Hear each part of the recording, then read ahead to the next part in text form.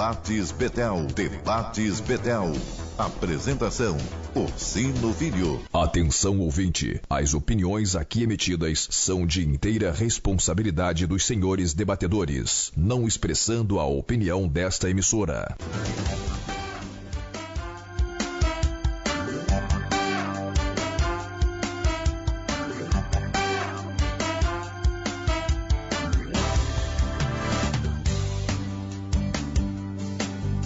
Olá, muito boa tarde. Boa tarde. Hoje é segunda-feira, dia 22 de outubro, o ano 2018. A partir de agora está no ar o nosso debate. Debate Betel em 3 edições. Ao vivo até às 14 horas. Reprise às 17 horas e à meia-noite. Para você que está ao vivo, você pode participar do nosso debate e concorrer à nossa premiação, que eu não consegui abrir a pauta ainda. Qual é a premiação, Bárbara? Boa tarde, tudo bem? Oi, Orsino. Então, a nossa premiação hoje é um kit da Rádio Betel. Um kit da Rádio Betel, beleza. Então, você vai ligar para cá, vai dar a sua opinião. A pesquisa de hoje a gente está falando sobre a declaração, né, da deputada eleita, né? A deputada eleita com uma votação expressiva lá por São Paulo, né? Mais de 2 milhões de votos. Janaína Pascoal. O que a Janaína falou, Bárbara? A Janaína disse o seguinte: a ação do PT contra o Bolsonaro é que é crime, né? Eu vou abrir a matéria aqui rapidinho para poder fazer um resumo. Tranquilo, não precisa nem abrir a matéria, não, era só isso mesmo. Tá, porque eu vim falando pro ouvinte o seguinte: li o título da matéria, a nossa pergunta, e sempre falando para eles que a gente põe o link da matéria disponibilizado lá no Facebook da rádio, que eles podem correr lá, clicar na matéria, se inteirar mais sobre o assunto antes de opinar com a gente, né? Beleza. Jansen, boa tarde, tudo bom, Jansen? Boa tarde, ouvintes, boa tarde, Orsino, boa tarde, DJ Azeitona. Que saudade de falar isso. O eleitor do Daciolo. DJ Azeitona. Bárbara Leal também estava com saudade de você, Bárbara. Também estava com saudade de você. E você sumiu. Deu uma sumidinha. Mas já a gente vai estar de volta com toda a garra e com toda a dinâmica. Muito bom estar aqui de novo, Orsino. Estar do lado de vocês sempre é um prazer. Seja bem-vindo, Jansen. Tudo bem, Ítalo? Boa tarde a todos, boa tarde, Orsino. Tô vendo agora que o Orsino tá fitness, né? Tá, tô te acompanhando fitness lá, tô gostando, não, mas é isso aí. Você sabe que eu fico cansado só de olhar as fotos dele, né? Eu olho o Orsino malhando, eu vejo vídeo lá. Eu digo, às vezes, até sem fôlego. Não, mas eu vou te falar. Sabia que o culpado disso é o Jansen? É verdade, Sério? é verdade. Me conta a história. Porque ele entrevistou a Aline aqui no programa dele, né? É verdade. E eu acabei pegando o contato da Aline e a gente acabou firmando essa parceria, né? E o treino com o personal é outra pegada, né? Não, mas eu vou te falar, Orsino, eu acho isso muito importante, a gente fica brincando, mas o brasileiro ele tem um defeito muito grande, né? A gente deixa só pra cuidar da nossa saúde quando ela piora. E eu acho que é isso que não pode acontecer. A gente tem que cuidar dela pra ela não ficar ruim. Eu acho que esse é o caminho. E eu também tô nessa vibe aí. E assim, cara, você tem tempo aí pra gente, não. Eu já vou fazer 50, meu irmão. Então, eu também vou fazer. A partir dos 40, atividade física não é questão estética, não. É uma necessidade mesmo. Exatamente. Porque você tem a perda natural, né, de massa muscular e sem falar nas taxas que vão diminuindo. Outro dia, o Matheus Ceará, achei uma entrevista do Matheus Ceará, foi até na Luciana Gimenez. Ele perdeu, acho que ele perdeu 80 quilos. Que isso? Aí ele falou que o impacto que ele levou foi quando ele chegou no médico, que o médico falou pra ele assim: você já viu um velho gordo? Aí ele ficou assim. Aí o médico falou pra ele: cara, gordo não envelhece. O cara morre antes de envelhecer. Porque vai gerando, né? A obesidade vai gerando complicações. Comorbidade.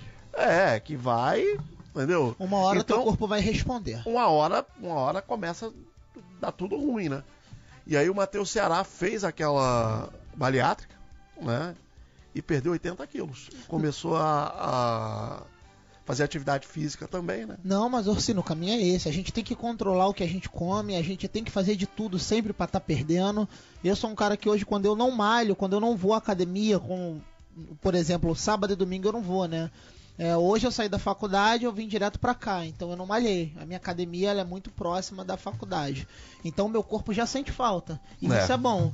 Porque a gente sabe que se a gente não cuidar hoje, amanhã a gente vai pagar uma conta. E essa conta, ela é alta. Não é barata, esse choque de realidade que o médico deu no Matheus Ceará foi violento, né, Jansen? Deu em você, não foi? Parou em você, não foi? Eu aqui já tô todo mexido, só porque ele falou isso. O coração já pulsou, bum, bum, bum, bum. Não, mas é muito sério essa questão, ainda mais depois depois dos 40, irmão. Tem que se cuidar, né? E se possível antes, porque a gente come muita besteira, né? Sim, a gente não perde. O problema não é você comer a besteira, o problema é quando você ingere e você não perde aquilo. Você tem que liberar aquilo de alguma forma. O pior de tudo é o seguinte, você quando vai envelhecendo, o seu metabolismo, ele cai muito, né? Você começa a ter um metabolismo muito mais lento, muito mais preguiçoso. Então, por mais que você não ingira muita coisa, você não consegue gastar aquilo tudo. Você não consegue gastar aquilo que você acumulou durante a sua vida. Esse é um dos maiores problemas que eu tenho. Meu metabolismo hoje é extremamente lento. Extremamente lento. E olha que eu sou um cara agitado, né? Mas eu durmo muito pouco. Passo muitas horas sem comer nada. Então tudo isso vai... Tudo isso influi. Isso vai influenciando. De 3 em 3 horas, a gente, quem puder, né? A gente sempre fala, tá comendo uma fruta, tá comendo algo saudável. E se puder perder, mas eu vou te falar, dá tempo. Não vem com essa de que o metabolismo dá tempo. Se você quiser, dá pra correr atrás, dá pra correr. Enquanto a vida é esperança. É lógico. Entendeu? Não fica nisso aí, não. Enquanto a vida treina. É verdade. Quem treina, joga. Pois é, então vamos lá. Vamos à matéria da... Qual foi o veículo, Bárbara, aqui da matéria? UOL. Ação do PT contra Bolsonaro é que é crime, diz Janaína Pascoal. Eleita com 2 milhões de votos, deputado estadual por São Paulo e confiante na derrota do PT nas eleições presidenciais para Jair Bolsonaro, PSL, Janaína Pascoal não contém sua felicidade. Em entrevista à BBC Brasil, é surreal, diz aos risos. Sua equipe de gabinete ela pretende montar tecnicamente. Por isso, todos que a procuram são orientados a encaminhar o currículo. Já o apoio político ela reserva apenas a Bolsonaro. Na disputa pelo governo de São Paulo, que está sendo travada em segundo turno por João Dória do PSDB e Márcio França do PSB, decidiu ficar neutra, pois quer ter independência para fiscalizar o que for eleito. Espera que a votação expressiva lhe garanta apoio para presidir a Assembleia Legislativa, mesmo sem realizar qualquer articulação política. Sua confiança também é grande na vitória de Bolsonaro, que lidera com folga as pesquisas de intenção de voto. Janaína não vê ameaça à candidatura na ação movida pelo PT, após denúncias de uso ilegal do WhatsApp para propaganda eleitoral veiculada pelo jornal Folha de São Paulo. Abre aspas. A ação é uma piada. Não tem nada. Como é que cria um pânico na população sem fundamento nenhum? Isso sim é crime, acusou.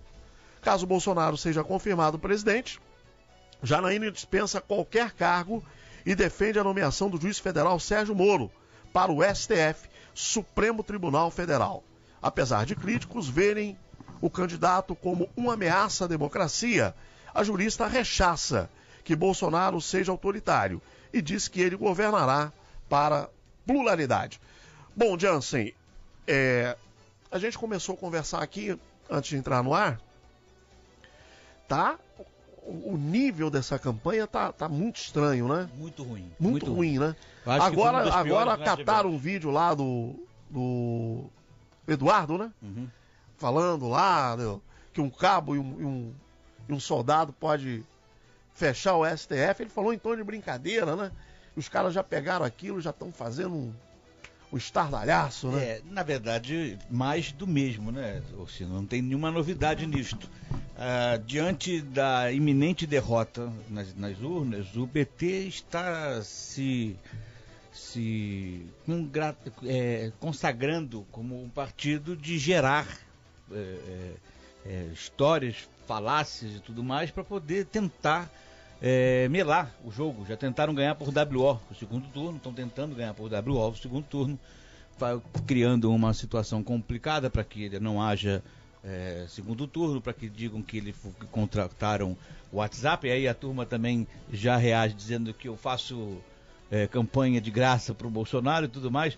Na verdade, tudo isso é um cenário, eu gosto mais de dizer que tudo isso é um cenário montado pela circunstância que impulsionou a própria candidatura do Jair Bolsonaro. Uhum.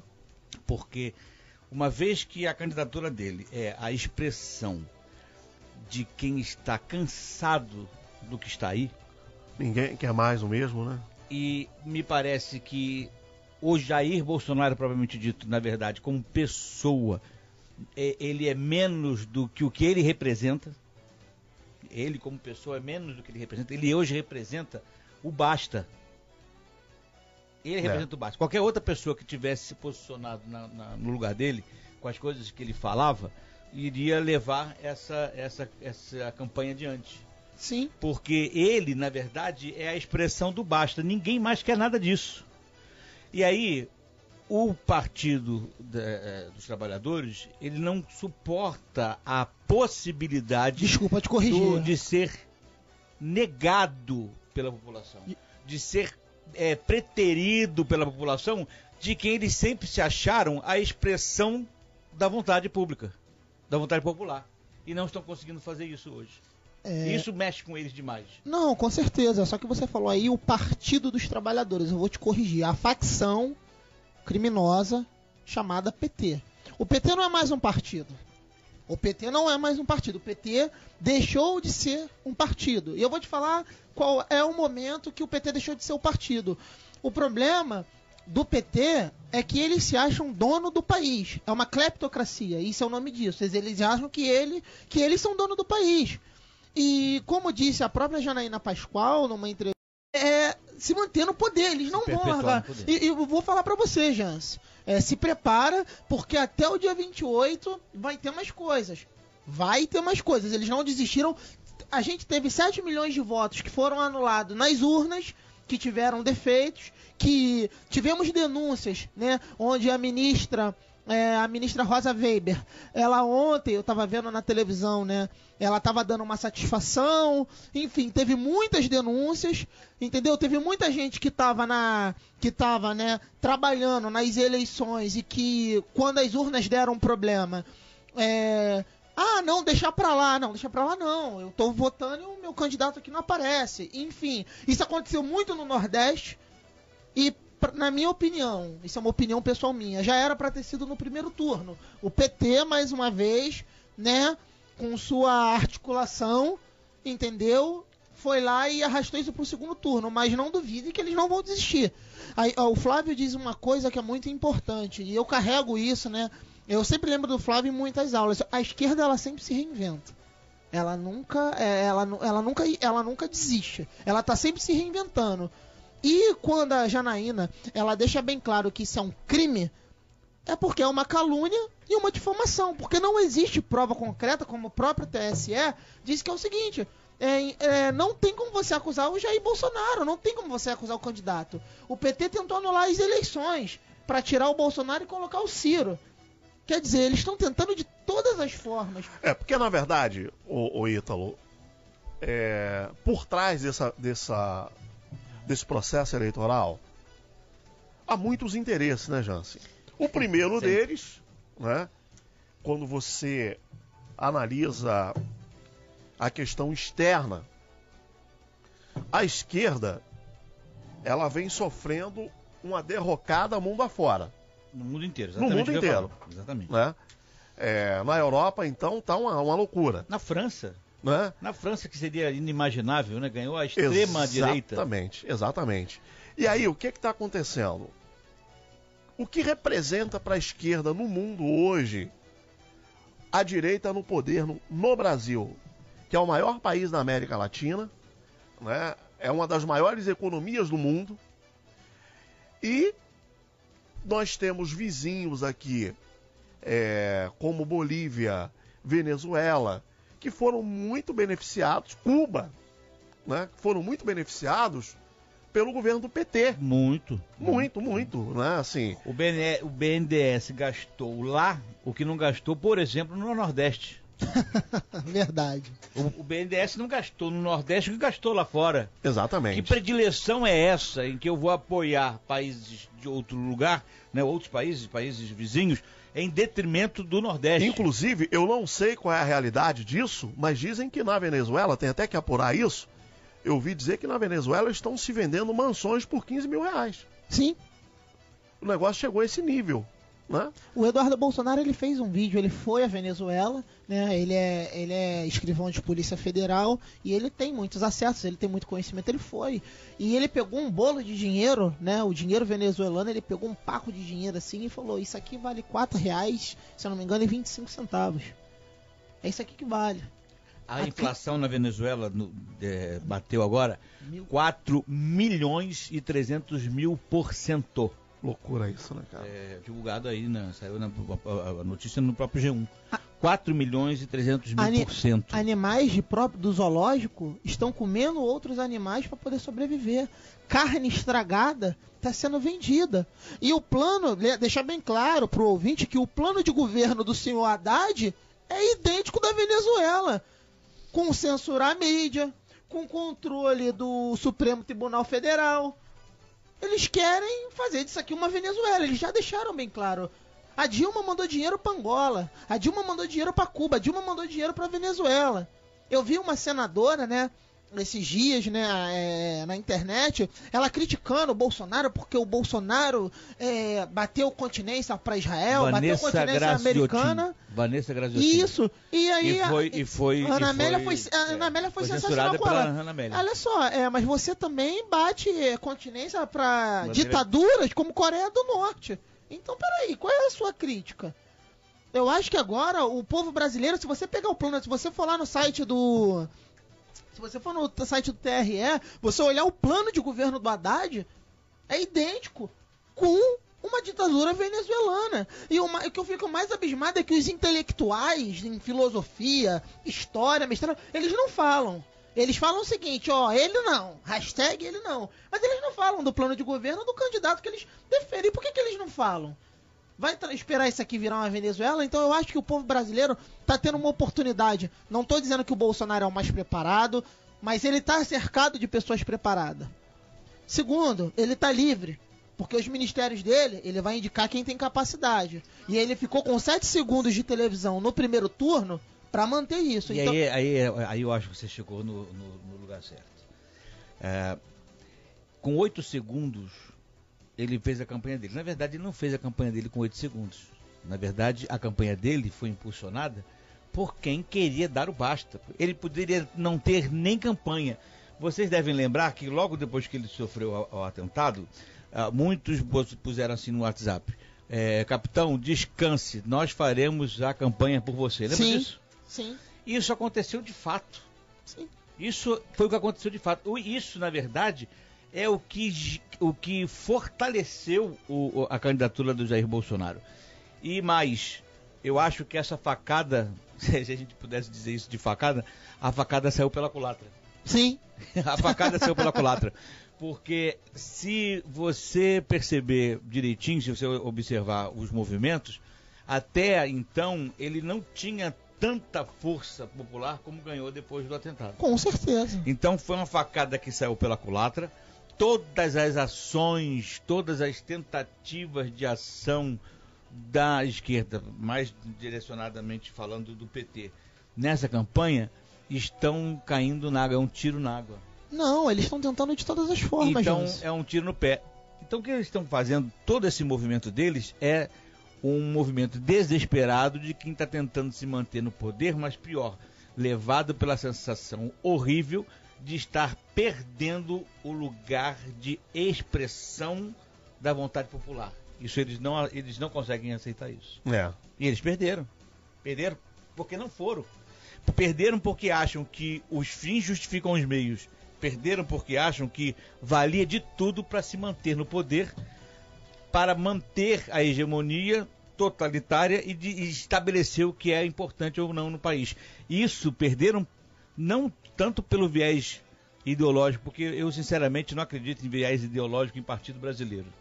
Na verdade, o que existe é uma desculpa usando o viés ideológico para atender conveniências pessoais e de grupos políticos determinados que se abancam do poder para conseguir drenar o dinheiro público para suas próprias conveniências pessoais. Concordo com você. Não tem conveniência ideológica nenhuma. Se existisse conveniência ideológica, ao chegar ao poder, ainda que determinadas atitudes fossem, como diria a ex-presidente Dilma Rousseff, maus feitos, esses maus feitos teriam o povo como um objeto final de satisfação. E não tiveram em momento algum. Exatamente. Se fosse, sim, o dinheiro que se gastou do BNDES lá fora teria sido direcionado para as populações pobres do norte e nordeste do país, que não receberam, não viram nada disso a não ser o Bolsa Família, que se pretendeu a perpetuar a dependência dessas pessoas da mão benevolente do Estado. O tempo todo eles fizeram uma maneira de agir, eles agiram com uma maneira de manter a população dependente deles. E continuam dizendo que se um ou outro candidato ganhar no lugar deles, o Bolsa Família vai acabar. Essa se tornou o grande discurso de campanha deles o tempo todo. Olha, não me deixem de fora, porque senão daqui a pouco vocês vão perder o que vocês têm. Exato. Aí ninguém quer perder aquela bolsa, aquela ajudazinha que tem, porque também não se produziu nenhuma melhoria, ou melhor, nenhuma condição que melhorasse a possibilidade do país de ter empregabilidade, né, de ter empregos. Nós estamos com 14 milhões de desempregados. É muita coisa. 14 milhões de desempregados é muita coisa, bicho. É muita coisa. Mas o PT disse que vai consertar. Vai consertar. O que ele disse é que vai pegar o dinheiro público e reinvestir, e recolocar funcionando o Haddad está falando as obras do governo que foram paradas. O Haddad está falando em mundo, mexer na reserva, né, cara? É todo mundo reserva pedreiro, cambial. né? É todo mundo pedreiro, todo mundo engenheiro, todo mundo igual, porque ele vai fazer as obras. Né? É uma maluquice fora do comum, que eles respondem qualquer coisa. Pra quem não entende, né, qualquer coisa é qualquer coisa. Tá tudo certo, vai fazer, vai acontecer. Pode fazer. Cara, assim, eu acho, a não ser que essa semana, ela será uma semana de muita loucura, tanto para a corrida do governo estadual quanto do governo federal. Vai vir tudo que é tipo de baixaria. Eu acho mais baixo a campanha para o governo estadual do que a presidencial. Acho que tá no mesmo nível, cara. Tá no mesmo nível. Tá no mesmo nível. Tá no mesmo nível. Tá no mesmo nível, cara. Tá no mesmo nível. Você é lamentável, né? Lamentável, assim. Essa classe política, ela ainda não entendeu que o povo não quer mais esse tipo de perfil, né, cara? Não dá mais, Orsino, a população não aguenta mais. Orsino, eu posso falar uma coisa... Esse perfil de político, né? Eu posso falar uma coisa pra você? Eu sempre escutei, né, que a ganância, ela cega o homem, realmente cega. A esquerda poderia se manter no poder. A esquerda teve uma saída nessas eleições pra continuar no poder. O problema é que o petismo, ele é tão doentio, né? O petismo, eu costumo dizer que o petismo ele é um câncer. E é. Ele é tão ruim ou tão maldito quanto o câncer. Até uma palavra pesada. Porque eles são tão cegos pelo poder, porque eles em nenhum momento pararam para fazer uma reflexão antes da campanha. Lula livre, não deu Lula livre. Vamos lançar o Haddad. Eles não pensaram o seguinte, olha só. A gente tá com índice de rejeição grande. Quem a gente pode apoiar quem a gente pode apoiar, que pode chegar lá, e depois a gente se reconstruindo, a gente faz uma autocrítica, nem que seja hipócrita, porque eles poderiam fazer uma autocrítica hipócrita, e para depois voltar para o poder. Eles tiveram essa chance com o Ciro Gomes, porque o Ciro, sabendo do fiasco que estava o PT e da desgraça que ia ser o PT bancar essa eleição, o Ciro chamou o Haddad para ser até vice na chapa dele. Não, mas o Lula não quer. Mas o Lula... O Lula, na verdade,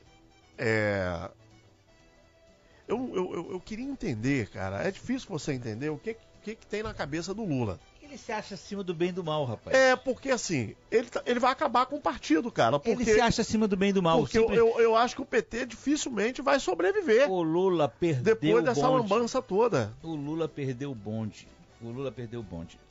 Há alguns anos a gente vem falando sobre isso. Muitas pessoas mais equilibradas, de maior clarividência, têm colocado isso de forma até bastante inteligente. O que aconteceu com o PT, o que aconteceu com algumas outras pessoas na história, é que perdeu a chance de fazer a diferença efetivamente no país. Perdeu a chance. Perdeu a chance porque se achou mais importante do que o objetivo final que eles tinham. Se tornaram e se acharam mais importantes e mais capazes do que a realidade.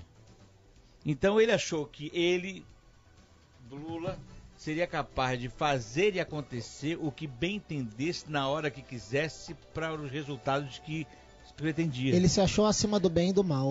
Achou-se acima do bem e do mal. Ele achou que ele poderia fazer e acontecer que ninguém ia pegar. Ele achou que podia fazer e acontecer que não iam prendê-lo. Ele achou que podia fazer o que acontecesse e iam ter que soltá-lo. Ele achou que podia fazer acontecer, ele ia fazer o candidato dele. E não foi assim. Ele passou o tempo... Eu tenho um vídeo dele que passou essa semana, ou pelo menos eu peguei essa semana, ele dando uma entrevista dizendo que o Bolsonaro não viria candidato. Sim, né? Eu não acredito que o Bolsonaro vai ser candidato. E falou que se viesse não teria a menor chance. menor força, não sei o que. Tal, até isso, até como analista político, ele já não está mais funcionando. Exatamente. Quem faz parte do jogo. Então você percebe claramente que ele se acabou, só que ele não quer aceitar isso. Ele tá rachando o partido todo, vai rachar o partido todo. Vai acabar com o partido. Vai acabar com o partido. Ele deixou de ser uma liderança e perdeu a possibilidade de ser uma referência histórica. Exatamente, que era o que ele era. Que era o que ele era. Ele era considerado como salvador da pátria. Porque o Lula fez o que ninguém fez. Porque o Lula nos deu isso, o Lula nos deu aquilo. Só que a que preço, né? Ele deu, né? Mas ele também tirou muito. Ele desviou muito.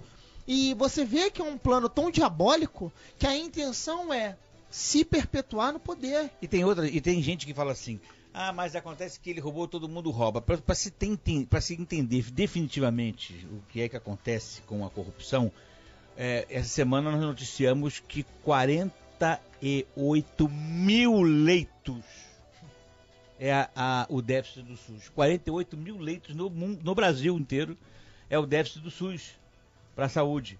6 leitos se perde por dia e vai aumentando essa conta. Tudo isso aqui, falta de dinheiro na saúde. Esse dinheiro estava onde? Estava exatamente no ralo por onde saiu o dinheiro da corrupção. Então, quando uma pessoa morre por falta de recursos no hospital, porque não tem remédio, porque não tem maca... Isso é um homicídio. Né? As pessoas lá deitadas no chão do corredor do hospital e o soro sendo seguro na fechadura da janela. É um estado de putrefação da saúde, né? Degradação. Terrível. Né? Putrefação de podre mesmo, uma podridão que está a saúde. Isso aí tudo é consequência o quê? Da corrupção. Então não adianta dizer que vai fazer e vai acontecer na saúde se você continuar drenando os cofres públicos. Exatamente. 200 bilhões de reais por ano é a estimativa do Ministério Público de dinheiro perdido por corrupção, e nós temos um déficit público que está batendo 169 bilhões. Então, peraí, a corrupção resolveria o problema, o fim da corrupção resolveria o problema do déficit público. Assim, o que eu acho, na verdade, o Bolsonaro, ele conseguiu captar o sentimento da população. Eu acho que a população está dando uma resposta à classe política daquela mobilização de 2013. É o basta. Tá? Porque assim, os políticos, eles pensaram que o povo tinha sido domado, né? Agora, a minha preocupação maior também é que o Bolsonaro, mesmo ele não sendo um político dessa classe que se misturou na lama e tal, ele é um político. Sim, lógico. Até porque ele está lá no Congresso há muitos anos. Claro. Né? Me preocupa, por exemplo, agora, essa costura, e eu acho que eles tinham que blindar o Bolsonaro disso, essa costura que estão dizendo que está sendo feita para o Rodrigo Maia continuar presidindo a Câmara. E aí o Bolsonaro já começa a dar uma afrouxada para a galera do Centrão. Isso começa a me preocupar. Entendeu? Por outro lado, eu entendo que a visão dele, o Rodrigo Maia, é o cara mais indicado para fazer essa articulação, para votar essas reformas que o Bolsonaro quer votar, que não vai ser coisa fácil. Ele quer acabar com reeleição, ele quer votar as 10 medidas contra a corrupção, ele quer colocar que tudo, foi esquartejada. Ele quer colocar as eleições para prefeito e governador tudo numa única eleição por causa dos gastos. É muito gasto quando você tem com 2 eleições para vereador. Ele tem essa ideia de acabar com a reeleição. Tem que acabar com isso. Um ano só, faz vereador, tudo logo deputado, porque é um custo muito maior. Então, tipo assim, é aquela situação. Então, ele quer aprovar coisas que a classe política não tem interesse, né? E eu acho que nesse aspecto, o Rodrigo Maia é um cara que tem uma habilidade, um trânsito, né, Jansen, que poucos políticos têm. Porque o Rodrigo não é um cara de mídia, ele não é um cara...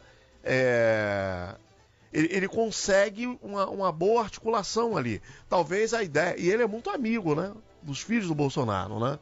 Ele tem uma aproximação muito grande. Não sei se com o Flávio ou com o Eduardo. Ou com os dois?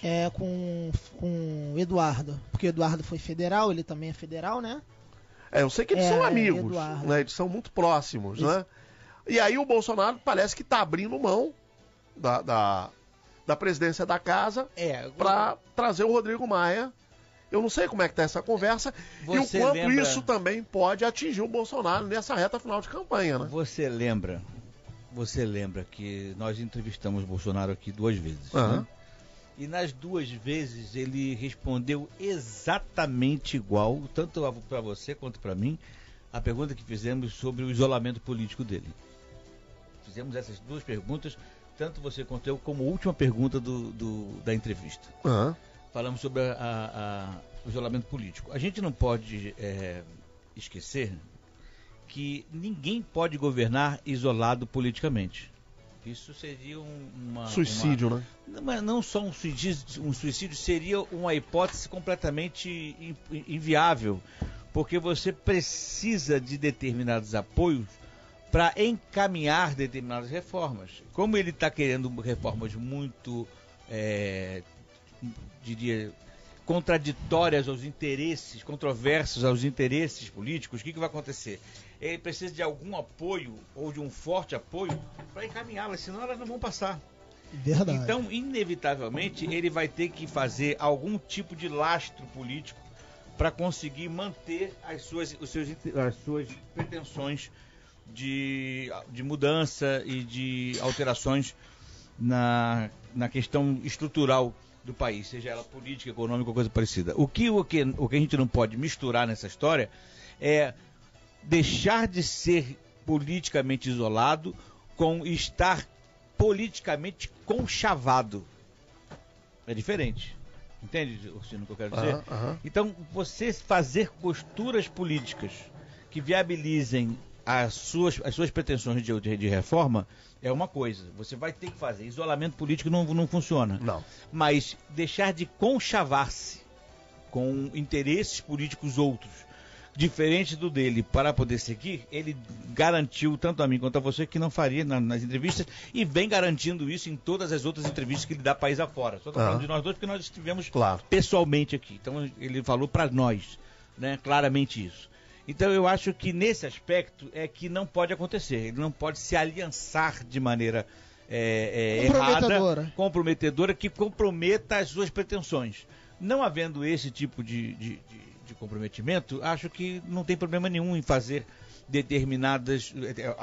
ter determinados apoios. Acho que o Rodrigo Maia, ele é um forte apoiador e ele possui no Congresso uma respeitabilidade muito grande. Muito grande. Então isso que não se deve perder.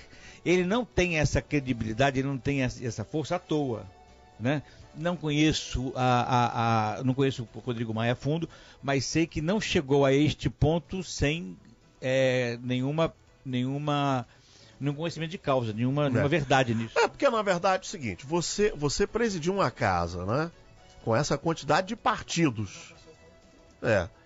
Com essa quantidade de partidos que tem ali. E você conseguir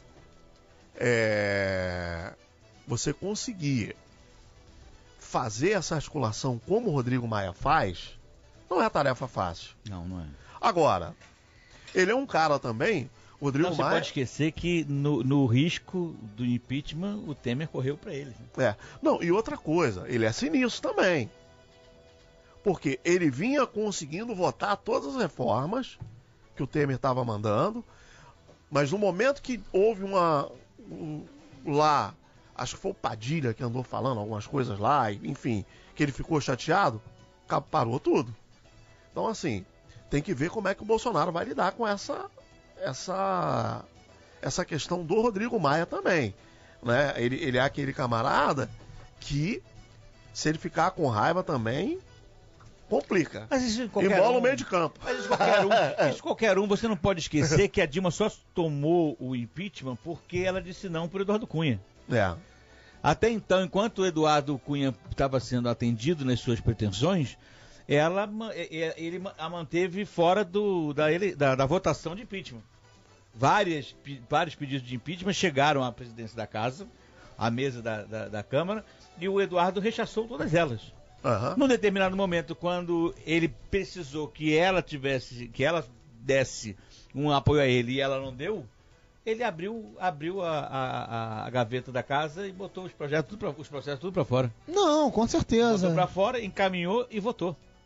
E lembrar bem, até deixar bem claro aqui, que o Cunha, até antes de ser descoberto, né, todos os crimes que ele cometeu... a salvação do Brasil. Ele fez um excelente trabalho. Só que, porém, foi descoberto o lado corrupto dele e ele tá no lugar devido. Ponto final.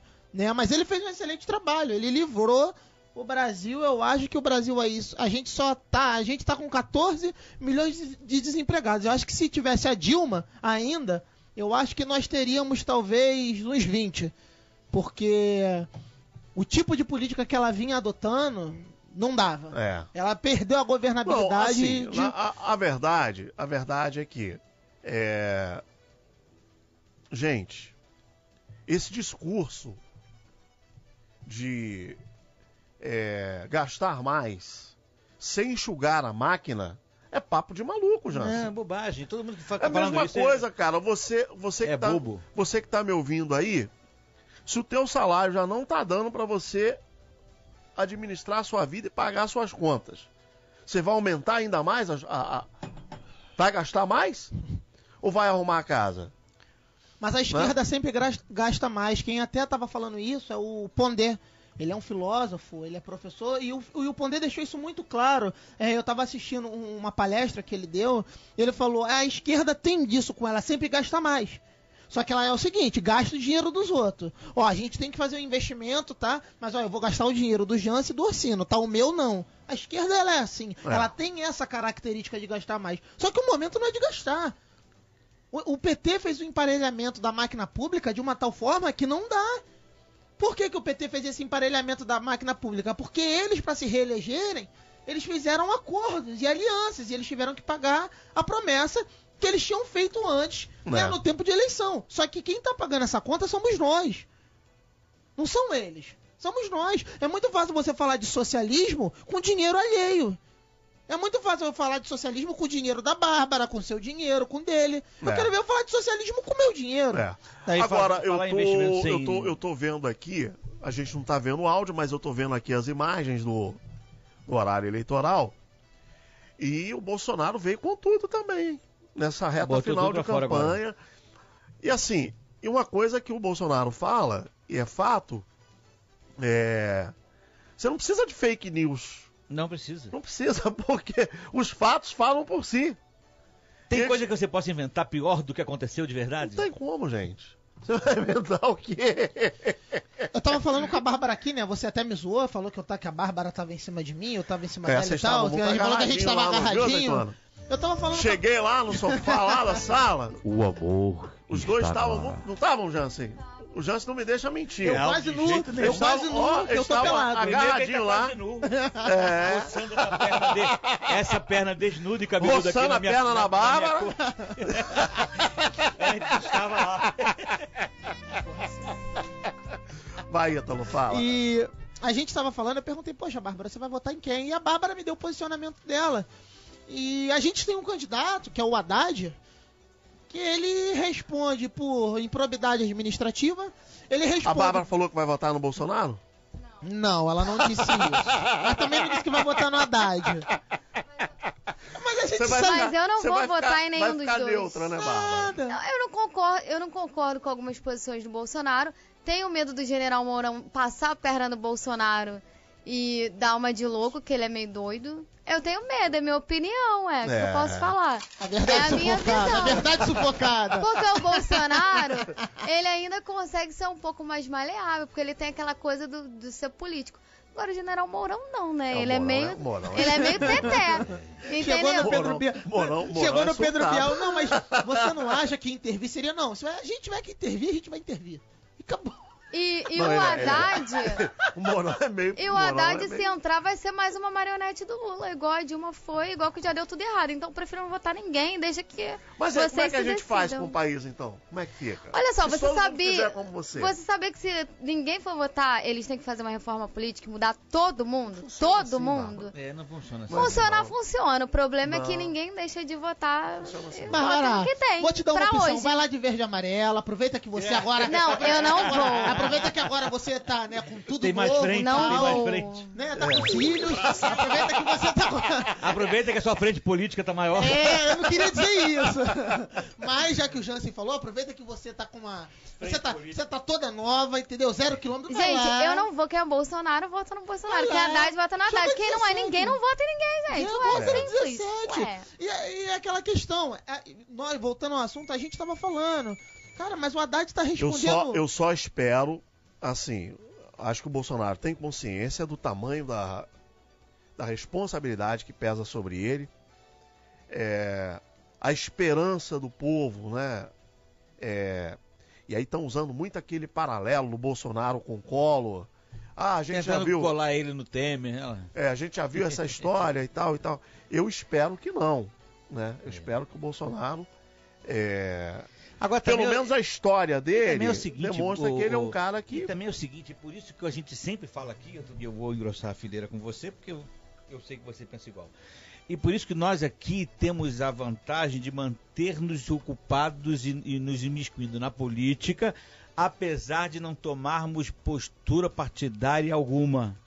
Porque se Bolsonaro não for o que nós pretendemos que seja, vai tomar uma coça do mesmo jeito que os outros tomam. A gente tem que manter a nossa liberdade de falar, e aí eu estou puxando a sardinha aqui agora para a posição de nós líderes religiosos da igreja como um todo. Nós precisamos manter a nossa liberdade de meter a língua e falar profeticamente contra quem quer que seja. Essa Se parte... por acaso ele fizer alguma coisa errada, a gente vai meter o sarrafo do mesmo jeito. Ontem eu ia até Não podemos pedir... perder isso.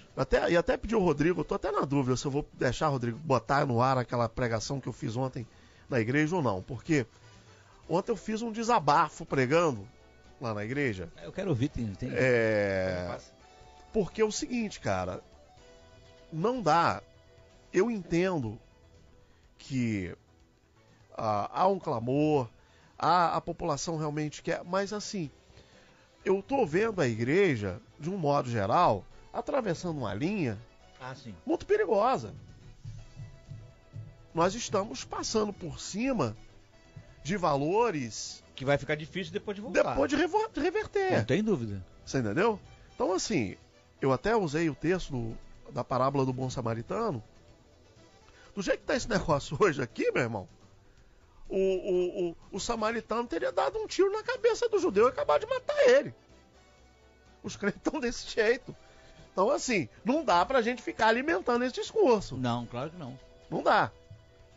Eu sou a favor da organização do Estado, eu sou a favor que as coisas tomem o seu rumo, mas esse discurso do ódio e da violência não pode fazer parte da nossa cartilha.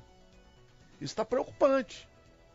Né? E o pior de tudo, tá preocupante. E o pior de tudo é que em determinadas circunstâncias vem bomba de um lado e aí a turma daqui quer fazer bomba do mesmo jeito. Não dá. E aí nós nos comparamos, porque apenas trocamos de lado da moeda, mas somos a mesma moeda. Tem alguma coisa errada nessa história. Aí vem aquele alarmismo, eles vão fazer isso, eles vão fazer aquilo, e meu Deus, olha, essa semana vai acontecer. Gente, descansa. Agora, o que é, pra mim, Jansen, Descansa. sabe qual é a minha preocupação maior? Hoje ficou claro o seguinte: a igreja evangélica no Brasil, a partir dessa eleição, já vem um crescimento do poder de decisão da igreja evangélica, o peso da igreja evangélica na balança eleitoral vem crescendo muito e nessa eleição ele se consolida. Sim. Isso é fato. Sim, ainda mais, Né? ainda mais com as pessoas que apoiaram isso é fato o Jair. e historicamente perigoso. Sim.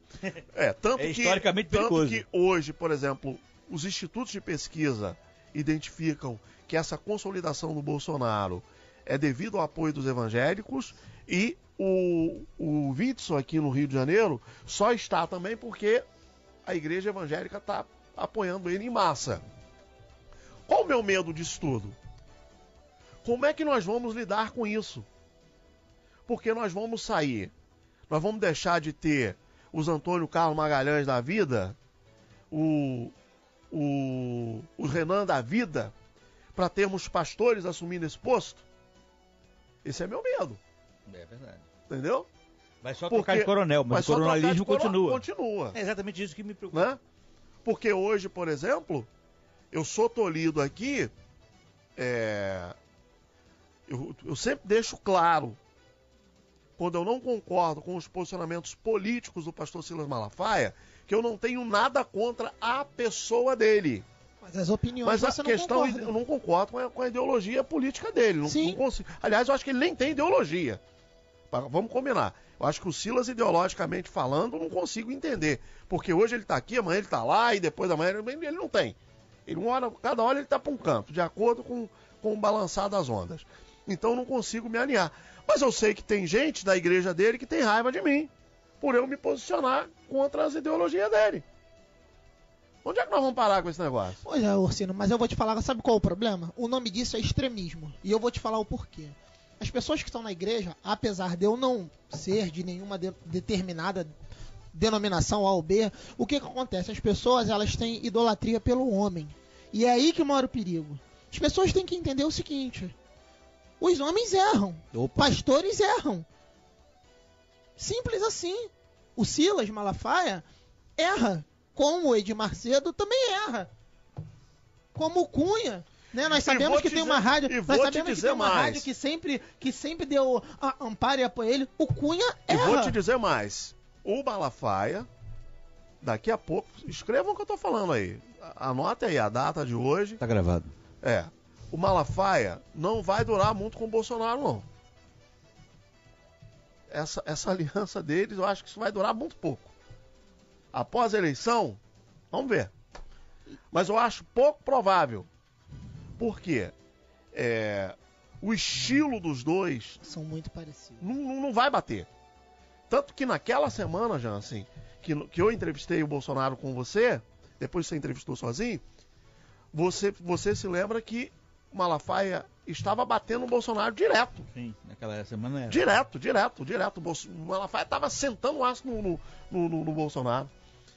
Então, assim, e hoje, quando eu vejo, por exemplo, eu percebo, ele não assume isso publicamente, mas no dia que fizeram a live lá, que o Cláudio Duarte e o Silas estavam na live com o Bolsonaro, a maneira como o Bolsonaro apresentou o Silas, para mim ali foi emblemático, porque Quando ele falou do pastor Cláudio Duarte, ele falou, esse aqui é o pastor Cláudio Duarte, referência no tratamento de famílias e tal, e deu uma levantada no ministério do Cláudio Duarte. O Silas, esse aí é o Silas Malafaia. Ele apresentou o Silas desse. Esse aqui é o Silas Malafaia. Né? Então, eu não sei. Pode... Mas no estilo, esse dispensa apresentações. Também concordo. Também concordo, porque o Silas, ele já tem a caricatura dele, né? O Silas já tem. Eu não vejo nada demais, não. A minha preocupação é exatamente a que você levantou. Nós estamos cruzando uma linha bastante perigosa. Perigosíssima. Em que nós estamos começando a nos achar aliançados ao poder. E aí, isso me preocupa pelo seguinte, nós temos historicamente, equívocos da igreja nesse sentido. Em que em determinados momentos nós passamos de perseguidos a perseguidores. Eu consigo, cara. Exato. Passamos uma linha perigosa. Eu acho que a gente tem que tomar muito cuidado. Nós podemos ter... Com essa onda de conservadorismo. Nós podemos ter nossas predileções, podemos ter nossas vontades de votar nesse ou naquele. Somos livres para isso. Eu não posso dizer que uma pessoa é mais ou menos crente porque votou nesse ou naquele outro candidato, que já tem isso também. Já tem gente duvidando como é que pode crente votar em Haddad. Ou como pode o pastor votar, apoiar o PT? Meu Deus do céu. Não, desculpa, aí não tem lógica. Mas não pode. Você não pode fazer esse tipo de linha, porque eu já li defesas muito bem coerentes, muito bem montadas coerentemente, de gente que não entende como é que pode se apoiar a Bolsonaro. Então, o que eu quero dizer é o seguinte, isso não nos cabe, não nos convém, isso não é de interesse nosso. Eu posso ter minha predileção como cidadão desse ou daquele candidato, eu não sou menos ou mais crente por isto. É essa linha que não pode se atravessar. Porque se eu estabeleço como um parâmetro espiritual aquilo que eu defendo, o que eu acho, até porque eu tenho minhas próprias convicções, e eu chego a um patamar de percepção completamente equivocado, e daí para frente é a Inquisição. Mas olha só. Nessa linha vai ser a Inquisição. Isso tem que tomar muito cuidado com isso. Nós não somos cidadãos daqui. Nós não somos de esquerda nem de direita. Eu adorei aquilo que o Márcio falou outro dia aqui. Não somos de direita nem de esquerda, nós somos do alto. Nossa visão é outra. Ô Jansen, sabe o que me preocupa? E aí, Ítalo, a discussão, ela tem que ser cristocêntrica. Qual é o meu referencial de fé? Jesus Cristo. Então, eu não posso, por exemplo... por quê? Não. O que está acontecendo hoje é o seguinte. Não, porque eu sou contra o homossexualismo, porque eu sou contra o uso indiscriminado de drogas, porque eu sou contra o sexo... Aborto. Livre, aborto. Beleza. Mas isso não me dá o direito de querer desejar a morte do homossexual. Não, com certeza. Com certeza. Nós estamos nessa linha. Né? Eu sou contra o tráfico, sou contra o traficante, mas eu não tenho o direito de achar que bandido bom é bandido morto. Não posso. Tem algo dentro de mim que chama-se Espírito Santo que me impede de atravessar essa linha. Para o não evangélico eu até compreendo. Mas o evangélico com esse pensamento, Jansen, é complicado, né? Orsino, mas é complicado. Orsino, eu te entendo. Mas eu vou te dar um exemplo. Eu vi um vídeo de um deputado estadual do Ceará, ele até ganhou. O Haddad ganhou uma Bíblia de presente, por incrível que pareça, de um pastor da Assembleia, eu não sei se vocês chegaram a ver isso, né? E essa igreja, ela faz um trabalho, pelo que eu vi no vídeo, posso estar equivocado, essa igreja ela faz um trabalho com famílias, enfim. E esse cara foi com uma blusa vermelha do PT e foi lá e deu a Bíblia pro Haddad. Cara, essa Bíblia foi achada no chão depois do comício. Essa Bíblia. E o deputado estadual mostrou, olha só, essa aqui é a Bíblia que foi dada e realmente é a mesma Bíblia, e tanto que tem as dedicatórias, enfim, tudo relacionado ao Haddad, que Deus te abençoe, que você ganhe, faça um bom governo, enfim. Mas eu acho que o problema é aquela questão. Nós, né, os evangélicos, eu digo que o extremismo ele não é bom pra ninguém. Eu sempre falo isso muito na faculdade, nem pra direita nem pra esquerda. O extremismo ele não é bom. De ambas as formas. Só que o PT, Se fosse o PSDB, o MDB, mas quando eu falo do PT, eu digo que não é questão só de ética, moral, não é só pelos tipos de crime que foram cometidos na máquina pública, mas eu falo pela ideologia contra a vida humana. O Haddad está falando em soltar pessoas que cometeram menos delitos. Pô, peraí. Quem são essas pessoas de menos delitos que ele vai soltar? Quem são essas pessoas? O que elas fizeram? A gente tem, infelizmente, Orsino, a gente tem um estatuto, eu aprendo isso na aula de direito penal, que o direito penal, ele já favorece o criminoso. Já tá errado por aí, que ele não tem que favorecer, ele tem que punir. E tem vidas que estão padecendo aqui fora. Então, a gente sabe que o cristianismo, existe todo um segmento, mas o problema é que as pessoas se tomaram por uma revolta que ninguém está aguentando mais. E é essa que está a questão. O que o PT quer fazer? A gente tem uma política de direitos humanos que não está sendo por humanos direitos. Onde, na verdade, a vítima, ela não tem apoio de nada. E é aí que está a questão. Até quando isso vai parar? O problema é que as pessoas tomaram uma indignação, um ódio, que hoje a coisa chegou no extremismo. E é aí que está o problema, é aí que mora o perigo. Deixou-se chegar no extremismo, onde não podia chegar. Pois é, mas é exatamente isso que o Orsino está dizendo. Que o extremismo não pode nos levar a cruzar a linha. O extremismo não pode nos levar a cruzar uma linha de amor e respeito ao ser humano. Nós não podemos cruzar essa linha. Por mais indignado que estejamos, por mais razão que tenhamos, não podemos cruzar essa linha. Não podemos cruzar a linha de que quem está do outro lado tem tanto direito de ali estar quanto nós que estamos aqui. Se nós misturarmos esses conceitos, nós seremos tão intolerantes e totalitários quanto os outros. Seremos apenas ao outro lado de uma mesma moeda. Nós não podemos ser o outro lado de uma mesma moeda. Precisamos ser uma outra moeda. Precisamos manter a nossa liberdade de sermos amorosos, ainda que indignados. De irarmos, mas não pecarmos. Nós não podemos entrar nessa mesma linha de atuação. E é isso que tem que tomar muito cuidado, porque o próximo passo, a partir dessa indignação com os outros que não pensam igualmente a nós, é um comportamento de inquisitor. E é isso que a gente precisa evitar. Se nós continuarmos alimentando isso desse jeito, em que determinados grupos religiosos estão sendo rachados, né? estão sendo utilizados como manobra de um lado e de outro, nós vamos chegar a uma situação muito difícil, muito complicada.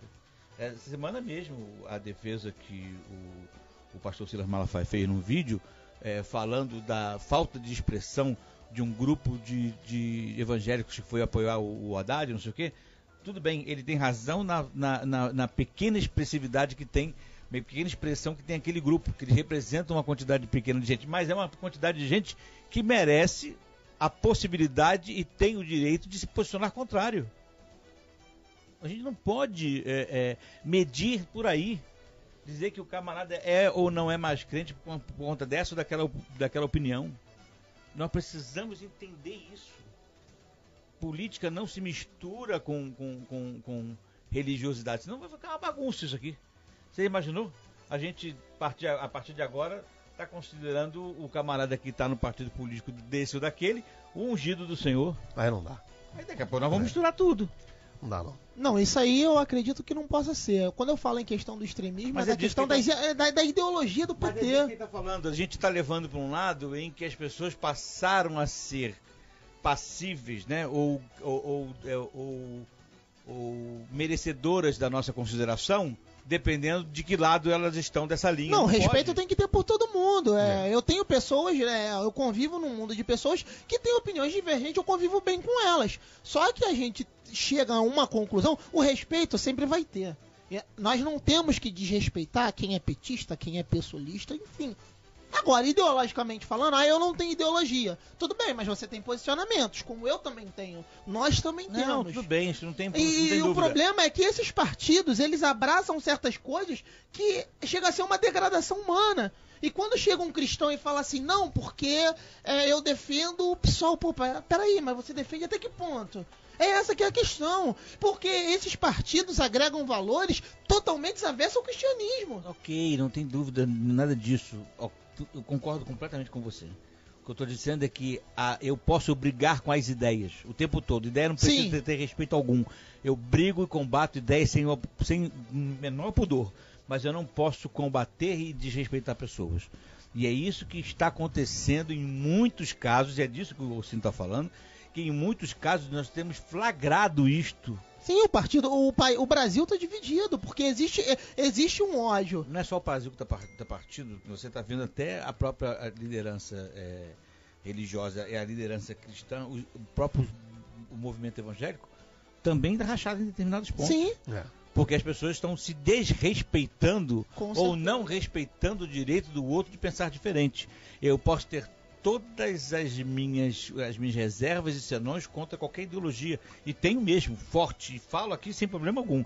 Agora, jamais vou medir quem está do outro lado, dizer você não é isto, você não é aquilo, porque você pensa assim. Eu não posso entrar nesse aspecto. É um passo perigoso, é uma linha limítrofe que, se eu avançar, eu parto para o pensamento seguinte: quem não é comigo é contra mim, eu vou bater. É essa preocupação que a gente está demonstrando aqui, de manter a serenidade de quem tem as suas predileções, seus pensamentos, mas as pessoas merecem e precisam ter respeitabilidade do nosso comportamento. Bárbara, como é que os ouvintes estão se manifestando aí? Então, quase unanimidade pro sim, né? A gente está perguntando hoje, você concorda com a Janaína Pascoal, que disse que a ação do PT contra o Bolsonaro é crime? Então eu começo lá no Facebook, o Tony Ferreira diz o seguinte: não, mesmo não sendo petista e convicto que o Lula fez um bom governo, não concordo com ela, uma vez que o Ministério Público Federal ainda não se pronunciou. Admiro a doutora Pascoal e gostaria que ela fosse a vice do Bolsonaro. Na live, a Andréa Martins diz o seguinte: oi, a minha resposta é sim. O Carlos Alberto diz o seguinte: a pergunta que fica no ar: é possível criar notícias falsas do PT que sejam piores que as verdadeiras? PT nunca mais. O Jailson diz que sim. Eliane Carvalho também diz que sim. A Cléa Magalhães diz: estou no Ceará, gosto muito de ouvir o programa de vocês e a minha resposta é sim. A Márcia Ribeiro diz: está num nível muito baixo, não vejo mudança. Eles não se preocupam com a nação e sim em proveitos próprios. O meu voto, sobre o tema de hoje é que sim. A Márcia Maria Ribeiro diz... Márcia Maria, acabei de ler, já estava repetindo a participação do ouvinte, tô doida. Aí aqui a gente tem o Toninho, ele diz o seguinte: típica ação de quem está no desespero, faltando apenas uma semana para o segundo turno e já sabendo que vai perder para o Bolsonaro. Não vê outra saída do que tentar desmoralizar o oponente.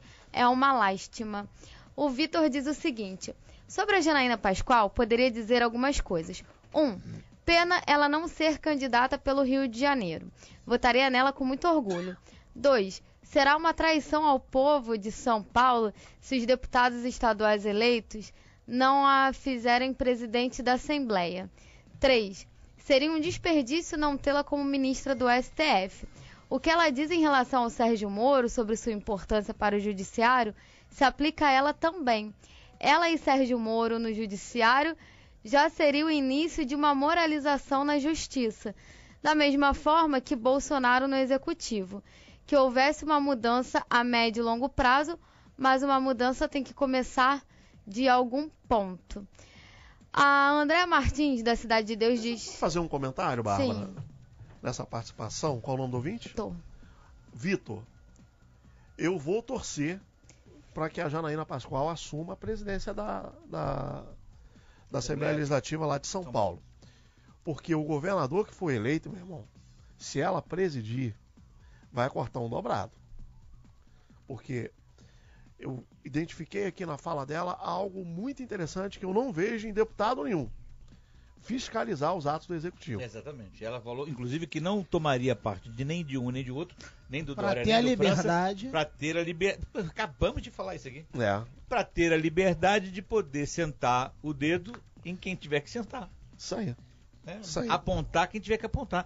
Ela não vai se preocupar com isso, porque se ela hoje apoiasse fulano ou ciclano, ela estaria presa, politicamente falando, né? Estaria maniatada de apontar para um ou para outro. Exatamente. Dessa forma ela mantém a liberdade dela, perfeita a posição dela. Perfeita. Exatamente. Vamos lá, Bárbara. A André Martins da Cidade de Deus diz: sim, infelizmente eles estão jogando muito pesado. A Flávia Marinho diz: sim, concordo com a Janaína, o PT tá com medo e inventa tudo para se dar bem. A Rosinéria do Rio das Pedras diz: sim, são denúncias mentirosas porque o PT está desesperado. O Christopher Caetano diz: sim, isso é uma denunciação caluniosa. A gente teve por telefone a participação da Zilma dizendo que não, e o áudio do Wallace Monteiro e também do Cristiano Neyman. Vamos lá. Olá, pessoal da Rádio Betel, Wallace Monteiro, boa tarde para todos. Eu concordo com o que a deputada falou e quero ressaltar que o bicho, quando está percebendo que vai morrer, começa a lutar para ver se consegue alguma coisa. O PT morreu e não quer aceitar a sua morte, mas tem algum suspiro, então está fazendo de tudo que pode para tentar suspirar. Mas não tem jeito, vai sucumbir. Pode fazer o que quiser, vai cair. Show, PT. 17 na cabeça. Graça e paz, queridos, eu sou Cristiano Neyman, ligadinho aí na Betel, e eu assino embaixo todas as palavras aí da Janaína Pascoal. Aliás, como não apoiar uma mulher inteligentíssima, né, que a partir dela, né, e junto com Miro Teixeira aí, foram os redatores do impeachment da Dilma. Então, e toda a linha de pensamento dela que eu acompanho, que a gente pode acompanhar, a gente vê que são falas coerentes e que vai de encontro com a realidade, né? É onde que quem entende de lógica, pelo menos um pouco, vê que faz todo sentido, né? E, queridos, de fato, desrespeito, a gente vê muito isso exatamente na linha da esquerda, na linha do pessoal que quer o poder a qualquer custo e não importa o que seja feito. E, assim, são inúmeras declarações que a gente vê dessas questões partindo do lado de lá, que assim, todo mundo baixa a viseira, baixa o ouvidinho, ninguém ouve, passa um pano e tá tudo certo, né? Agora, quando é uma fala, né, pequena, fora do contexto, que sai da direita, o pessoal cai de pau. Enfim, essa é a minha opinião. Um abraço. Muito bem. Um abraço, Cristiano. Qual o nome do outro ouvinte? O Wallace Monteiro. Wallace Monteiro. Obrigado aí pela participação de vocês. Vai, Braba. Então vamos lá. A gente chegou à conclusão. Então, eu encerro, né, as participações com esses áudios. Chegamos à conclusão do seguinte: 93% dos ouvintes dizem então que sim, que concordam com a Janaína Pascoal, né, com o que ela disse. Apenas 7% não concorda com o que foi dito por ela. Nossa sorteada de hoje foi Jailson, que participou com a gente pela live.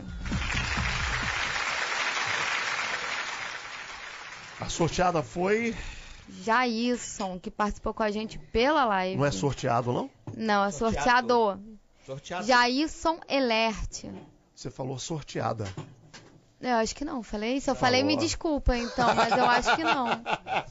Tá bom, Jailson. Não, gente, não é Jailson. Aqui tá Jailson Elert, tá? É o nome mesmo no Facebook dele. Registrado dessa maneira. Participou com a gente pela live. Pela live. Exatamente. Beleza. O resultado qual foi? Desculpa, Bárbara, que eu tô... 93%. Maioria, né?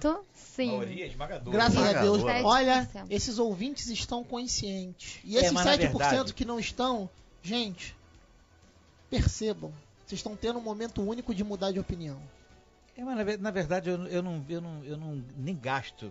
Eu na verdade nem gasto meu tempo ouvindo essas atitudes desesperadas de quem está vendo a culpa é do aproximar WhatsApp. o fim.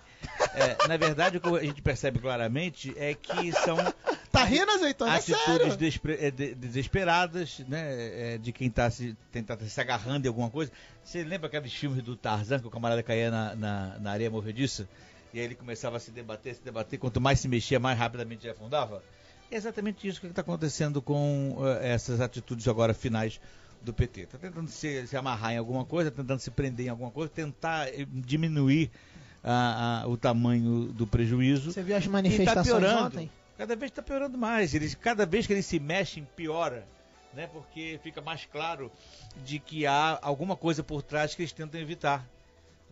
A atitude de trocar de cor, a atitude de diminuir a participação do Lula. A comunista foi pra igreja. Foi rezou missa. Comungou e tudo.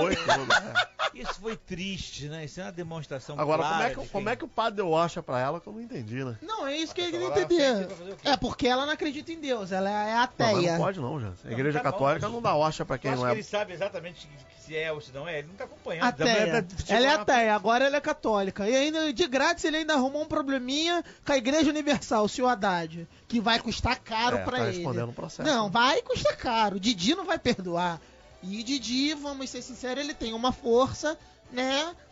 O cartel do Didi é muito alto. Então, ele ainda conseguiu arrumar isso. Além da campanha degradante do PT... Ele chamou o Macedo de charlatão. Na campanha? Na entrevista. Ele falou que a candidatura do Bolsonaro era uma mistura do... Qual foi a expressão que ele usou? Charlatanismo do Edir Macedo. Da Universal. Não, ele falou do Macedo, né?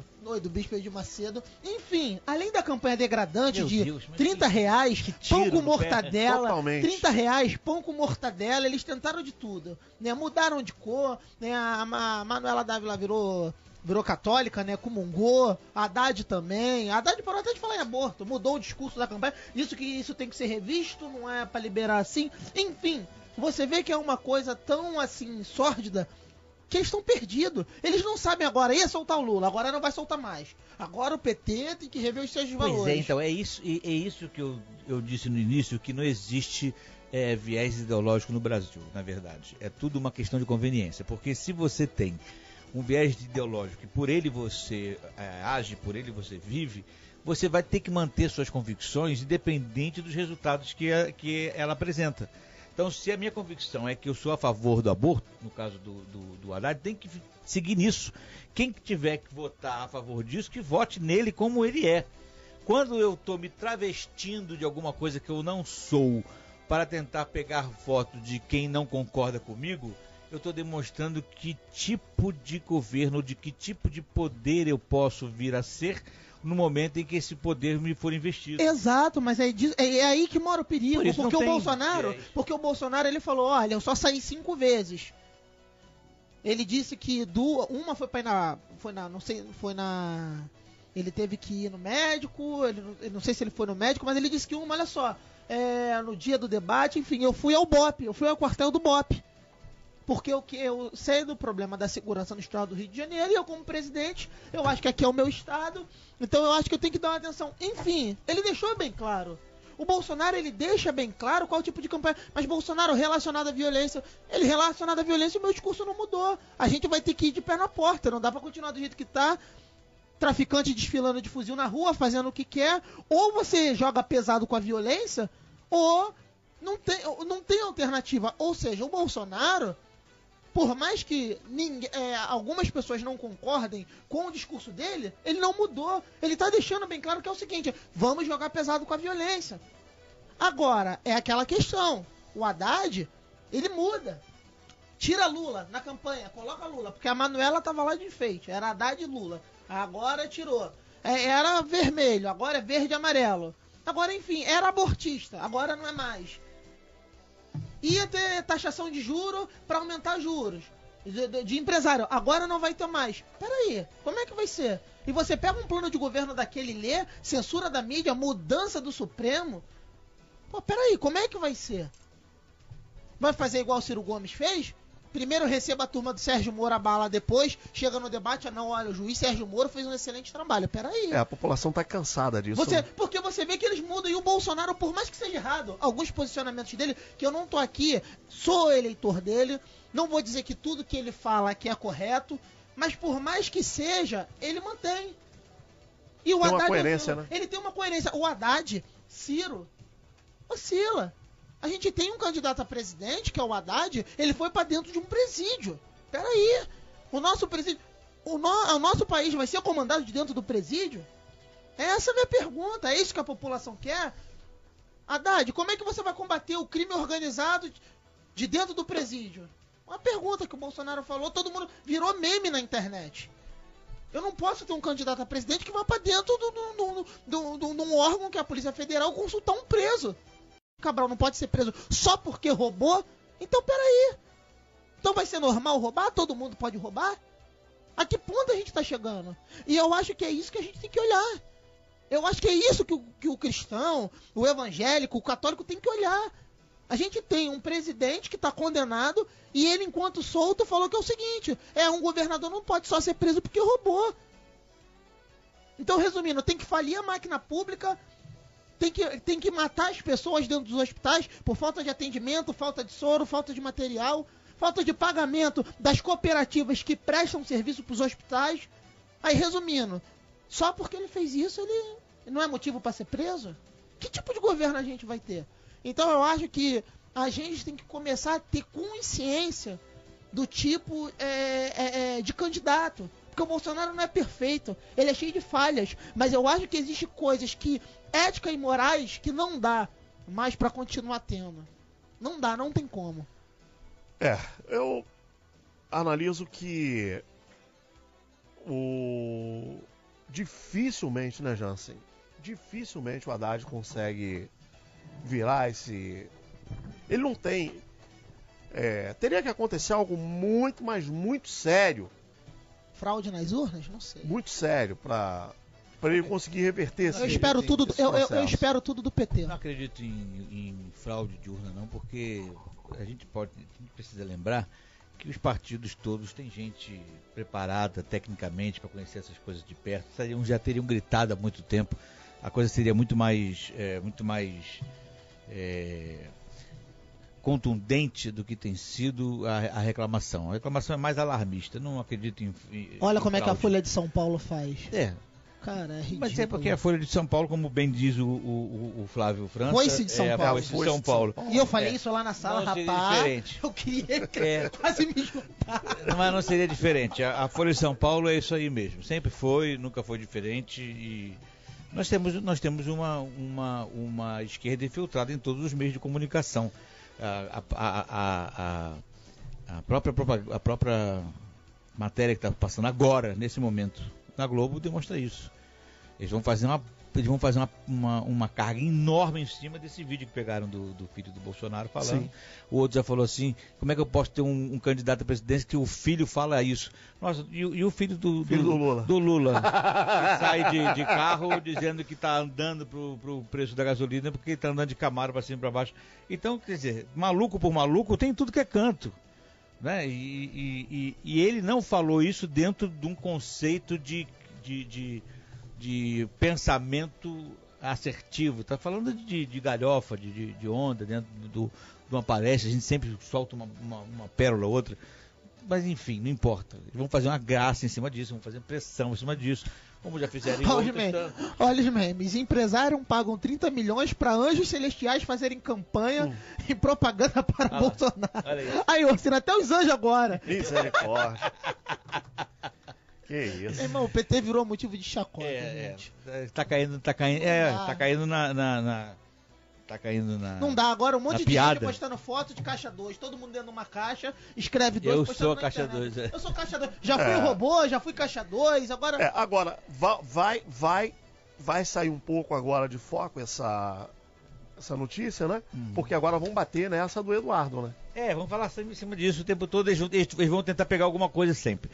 O que está mais me preocupando... A esquerda sempre se reinventa. Eu não sei se vou ter tempo para isso, mas está me preocupando mais, que eu queria que depois nós tivéssemos um outro debate para falar sobre o que eu vou falar agora. O que está me preocupando é o dia 29 de outubro. Entre 29 de outubro e 31 de dezembro, nós vamos ter um momento no país completamente outro. Ninguém parou ainda para fazer esse tipo de análise. Eu já estou imaginando. Se você tiver um resultado, vai ter uma realidade. Se tivermos um outro resultado, uma outra realidade também. Primeiro porque nós teremos um presidente em exercício com 3% de aprovação, 74% de rejeição absoluta. Então, ele já não é mais nada. Ele não terá poder para absolutamente nada, talvez nem para chegar no final do mandato dele. É um troço assim louco isso. Louco. Ele está completamente desprovido de poder, ele foi desempoderado, se a gente pode usar essa palavra. Então, portanto, o país estará à deriva. Um outro presidente se preparando para assumir, seja ele qual for, e as suas militâncias, aí é que é a minha preocupação, e suas militâncias achando que já tomaram poder. Numa total ilegibilidade, né? Uhum. Ilegitimamente. Então vão se achar empoderados e no poder. Ninguém vai ter força para manter a ordem no país. Essa é a minha preocupação. Nós estaremos numa circunstância completamente nova. Um vácuo, né? Num vácuo de poder que por 3 meses pode jogar-nos numa situação... Na verdade, 2, né? Tá bom, mas que sejam 2. Vamos considerar os 2. São 2 meses de vácuo de poder em que tudo pode acontecer. Porque quem perder não vai aceitar ter perdido. General Paulo Chagas deu o posicionamento dele sobre essa situação, fraude de urnas, e ele foi assim... Isso é mais uma demonstração da falta de poder, porque se alguém dá uma declaração dessa, se eu estou no poder para passar o poder para o outro, vai dizer, cala a boca, não vai acontecer nada, nós vamos manter as posições democráticas até o final. Ele disse que Bolsonaro perder nas eleições, com todo esse panorama que nós estamos vendo, que a gente sabe que é praticamente impossível o Haddad conseguir 22 milhões de votos até o dia 28. Na situação é impossível.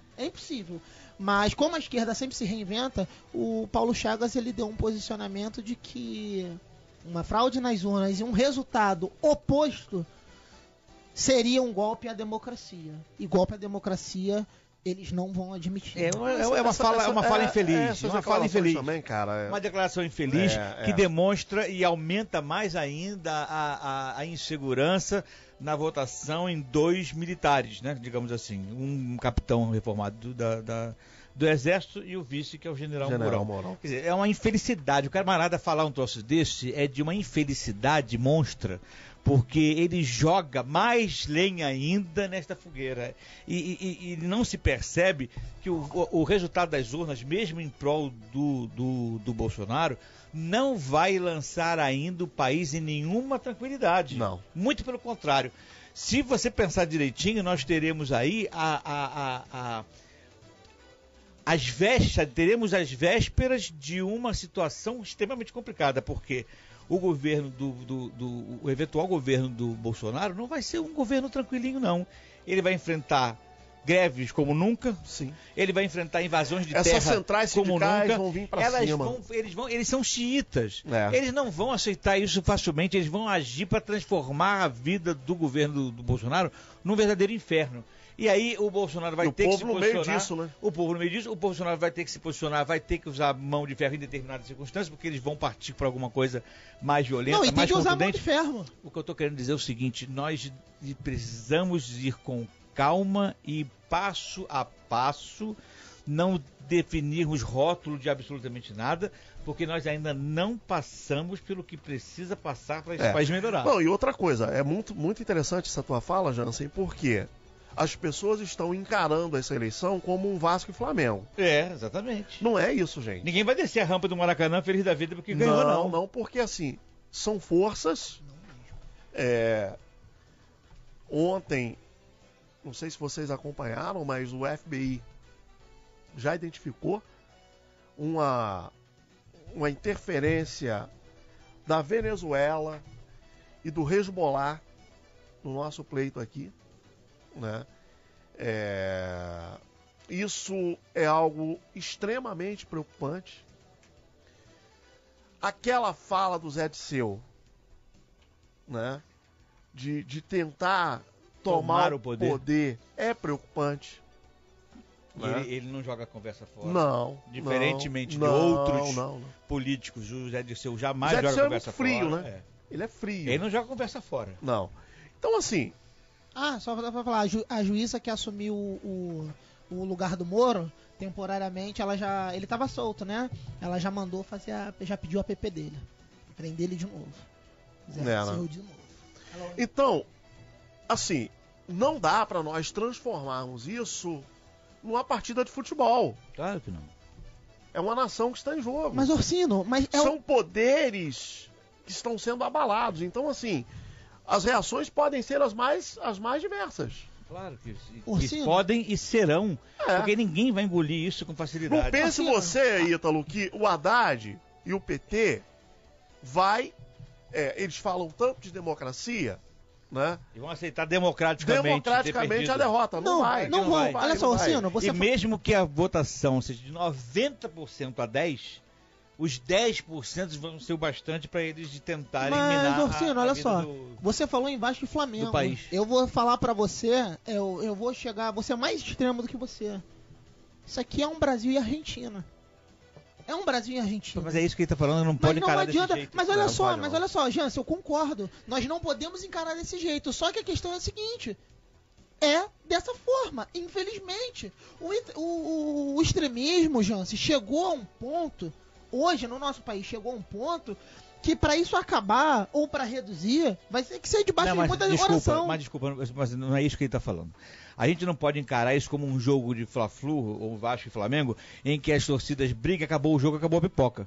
Acabou o milho, acabou a pipoca. Vai cada um pro seu lado chorar os 3 pontos perdidos. Não é isso. Vai ser isso. Então é isso que ele tá falando. É nesse sentido que ele tá falando. Não vai ser apenas um pleito em que acabou, as urnas foram abertas e acabou a história. Vai virar muita história a reboque dessa Com decisão. Certeza. E é disso que está se falando. Essa preocupação nossa tem que ser adiante, porque ainda tem muita coisa para acontecer.